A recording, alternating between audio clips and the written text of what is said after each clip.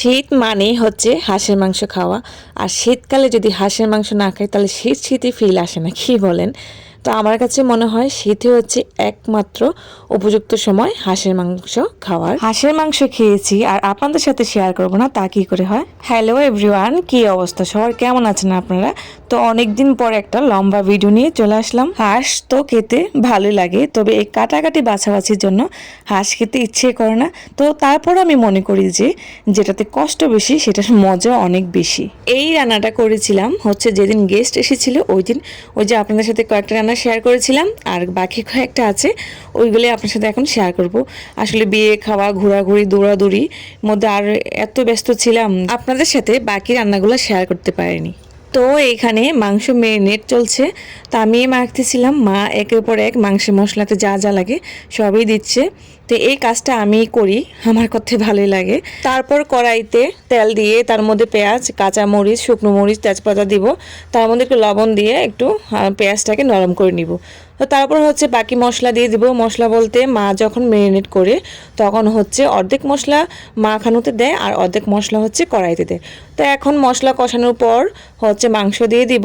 দেওয়ার পর তখন একটা ঢাকনা দিয়ে ঢেকে দিব। তো ঢেকে দেওয়ার পর এই পর্যায়ে হচ্ছে চুলার আঁচটা একটু কমিয়ে দিব কষানোর জন্য বা সিদ্ধ হওয়ার জন্য। তো এখন হচ্ছে লাল মরিচের গুঁড়াটা দেবো না, একটু পরে দিব, কারণ হচ্ছে তলা লেগে যেতে পারে আর কালারটা সুন্দর হয় না। পরে দিলে নাকি কালারটা খুবই সুন্দর হয়। তো এই যে একটু পর পর কিন্তু নাড়া দিতে হবে, না হয় তলা লেগে যেতে পারে। তো এই যে মাংস রেডি, খুব সুন্দর হয়েছে না কালারটা? দেখতেও যেমন সুন্দর হয়েছে, খেতে কিন্তু খুবই মজা হয়েছিল সত্যি। আর মায়ের হাতের রান্না তো সবসময় মজা হয়। আর ছিল মাছ ভাজা।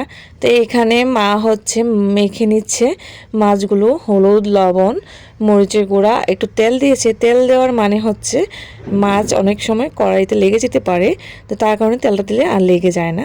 তো এখানে মাছ ভাজতেছিলাম আর এই মাছগুলো হচ্ছে একটু হালকা ভেজেছিলাম আর তার আসার পর হচ্ছে একটু গরম করে দিয়েছিলাম। তারপর ছিল বেগুন।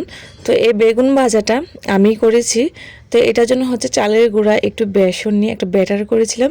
তো ব্যাটার দিয়ে হচ্ছে এই বেগুন ভাজাটা করলে গায়ে গায়ে তেল থাকে না, কারণ এমনিতে বেগুন ভাজা করলে খুবই তেল থাকে, তখন খেতে ভালো লাগে না। তারপর ছিল শীতল ভর্তা।